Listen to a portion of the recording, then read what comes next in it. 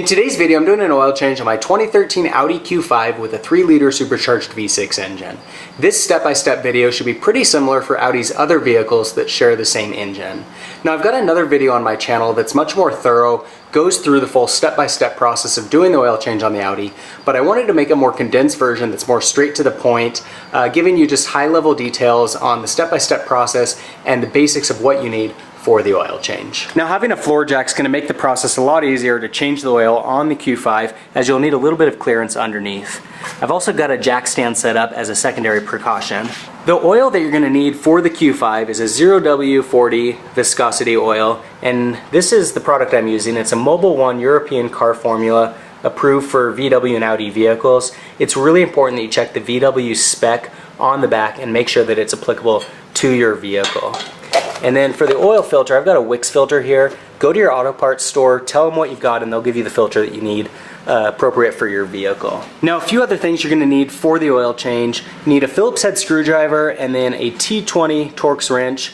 These two are going to be used to remove this plastic cover on the bottom of the Q5. And then we've got this T40 Torx that is for removing the oil plug. And then you got this guy right here, 36 millimeter.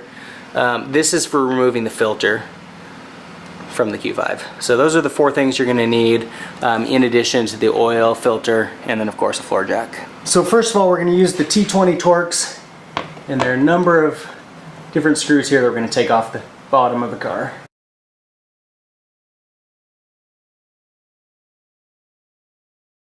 So we've got the cover removed from the car. This is probably the hardest step actually. They make it pretty hard to get it off.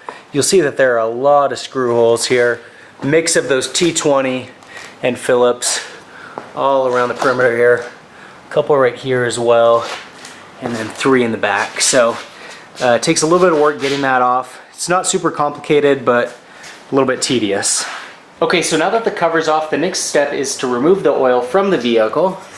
To do that, we're going to remove the drain plug, which is right under here. That guy right there. So we're going to use the T40 Torx to unscrew that, put a oil pan underneath, and drain it out. And then we will lower the vehicle down so it's sitting level on the ground.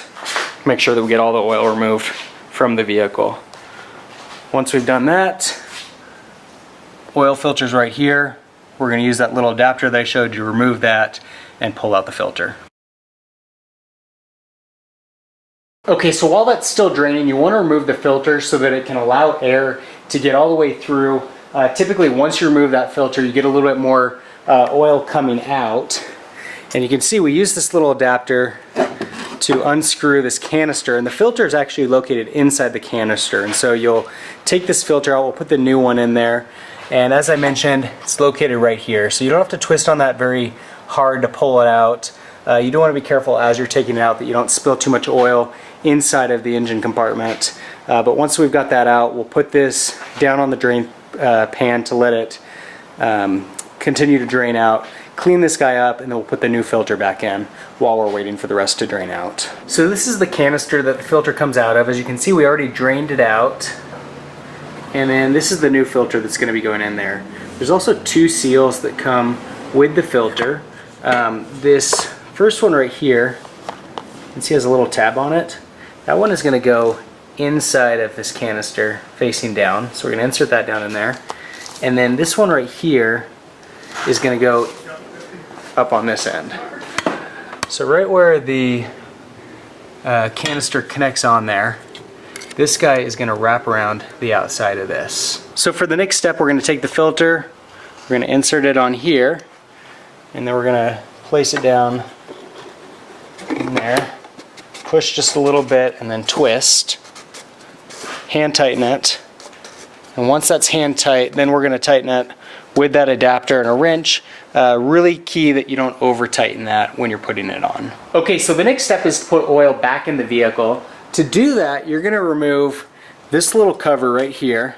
Just twist that off by hand, set it aside, and then highly recommend the use of a funnel. Makes the job a lot easier and cleaner so that you're not spilling oil. So we're going to start off by putting a full 5 quarts into the vehicle since it needs 7.2 total, it's not going to hurt to just start off with the full 5. So even with the funnel, I want to be very careful not to spill in the engine compartment. And then the other thing that I'll mention is that the Q5 doesn't have a dipstick, a mechanical one anyway. It does have an electronic dipstick, so it makes it a little bit harder to check the oil, because you basically got to get it in to the vehicle and then jump in, run the vehicle for a few minutes, monitor the oil level, and then adjust as needed. And so we're going to put this first 5 quarts in, and then we'll put an estimated 1.5 additional, check the oil, and then we'll kind of add it from there until we're at the level that we need it. So to check the oil level in the vehicle, you'll want to turn the ignition on. If you've got the push button start, you can push that button or insert the key into the little key insert there without pushing on the brake so that the vehicle doesn't turn on. And then we'll need to click on car, and it'll bring up the vehicle screen here. We want to click on car systems. So you do that by pushing this bottom left button, and then scroll to servicing and checks if you're not already there. So you can do that with this dial here. Click on servicing and checks, and then go to oil level. You'll click on that, and then it will bring up the oil level. Okay, so now you can see that we've got the oil level registering. We're right at the minimum level right now, and so we did get it up just enough to get to that minimum point, which is good. Sometimes this is completely blank and you're playing more of a guessing game. So we're gonna add slowly and incrementally to try to get as close to the middle as possible. As you can see, it took a little bit of a wait. Oh, it just went up a little bit, that's interesting. But as you can see, it took just a little bit of a wait to get this to register. Again, it's one of those things that I wish that the Audi just had a mechanical dipstick. There's probably some advantage to having this type of a system, but whatever the case, it makes it a little bit more difficult getting in and out of the vehicle to check the level. Okay, so you can see now that we've got the oil level up between that minimum max point, so we're good on oil. I also checked under the vehicle to make sure that we weren't dripping any oil, and we're good down there. Okay, one last step is you want to reset the oil change interval on your computer. So to do that, again, we'll go to that car button. You'll go to car, go to the same car systems menu that we went to before, and you're going to go into service intervals, and then you're going to scroll down, and you're going to do reset oil change. Yes, we're sure.